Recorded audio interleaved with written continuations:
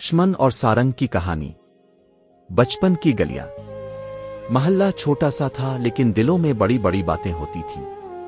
انہی تنگ گلیوں میں ایک چھوٹا سا گھر تھا جہاں سارنگ رہتا تھا، اور بالکل برابر والے گھر میں شمن۔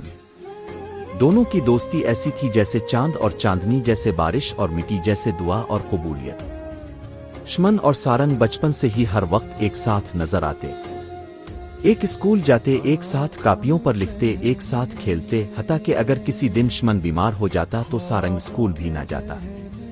کہتے ہیں نا، سچے دوست وہی ہوتے ہیں جو بغیر کہے دل کی بات سمجھ لیں۔ شمن اور سارنگ کی دوستی بھی کچھ ایسی ہی تھی۔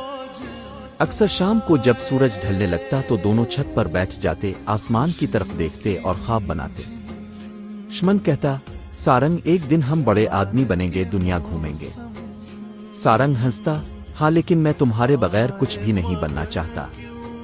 وقت گزرتا گیا، بچپن کی وہ شامیں جوانی کی دوڑ میں کہیں چھوٹ گئی۔ دونوں کالج میں الگ ہو گئے، مگر دلوں میں وہی بچپن کی ہنسی باقی تھی۔ ایک دن شمن نے شہر چھوڑ دیا، اس نے باہر پڑھنے کا فیصلہ کیا۔ رخصتی کے دن جب وہ روانہ ہو رہا تھا تو سارنگ نے زبردستی مسکراہٹ سجائی، مگر آنکھیں بھیگ گئی تھیں۔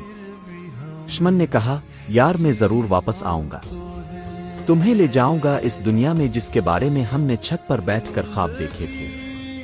سارنگ نے صرف اتنا کہا، واپس ضرور آنا شمن، میں انتظار کروں گا۔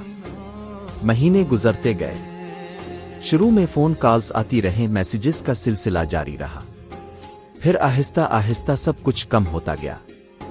زندگی مصروف ہوتی گئی، لیکن سارنگ کی زندگی صرف ایک چیز کے گرد گھومتی رہی، شمن کی واپسی۔ ایک دن وہ دن آیا جو سارنگ نے کبھی سوچا بھی نہ تھا۔ محلے میں خبر پھیلی کہ شمن اب اس دنیا میں نہیں رہا۔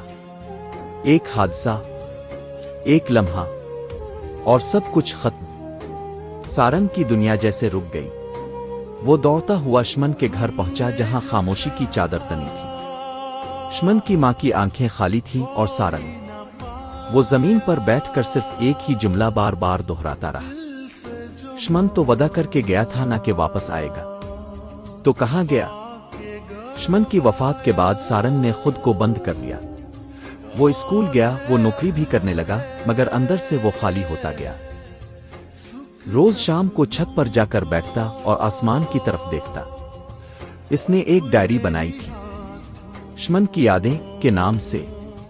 اس میں روز ایک نیا واقعہ لکھتا، وہی پرانے دن، وہی ہنسی، وہی شرارتیں۔ کبھی شمن کا پہلا سائیکل، کبھی دونوں کی پہلی فلم، کبھی وہ دن جب دونوں نے بارش میں بھیگ کر گلی میں ناچ کیا تھا۔ ایک دن اس نے لکھا، شمن آج بارش ہو رہی تھی، وہی خوشبو آئی مٹی کی، تم یاد آئے، دل کیا تم ہوتے تو دوڑ کے باہر نکل جاتے، گلی میں چیختے، قہقہے لگاتے، پر آج صرف خاموشی ہے، بارش ہے لیکن تم نہیں ہو۔ ایک رات سارنگ نے خواب دیکھا، شمن سفید لباس میں بہت پرسکون چہرے کے ساتھ کھڑا تھا۔ سارنگ کیوں رو رہا ہے؟ میں کہیں نہیں گیا، بس ایک نئی دنیا میں ہوں، تمہاری یادیں میرے ساتھ ہیں، میں تمہاری ہر تحریر پڑھتا ہوں۔ اپنا خیال رکھنا سارنگ، اور سب دوستوں کا بھی۔ خدا حافظ سارنگ۔ سونے سونے خوشیاں رنگی قبائیں، ہم خالی ہاتھ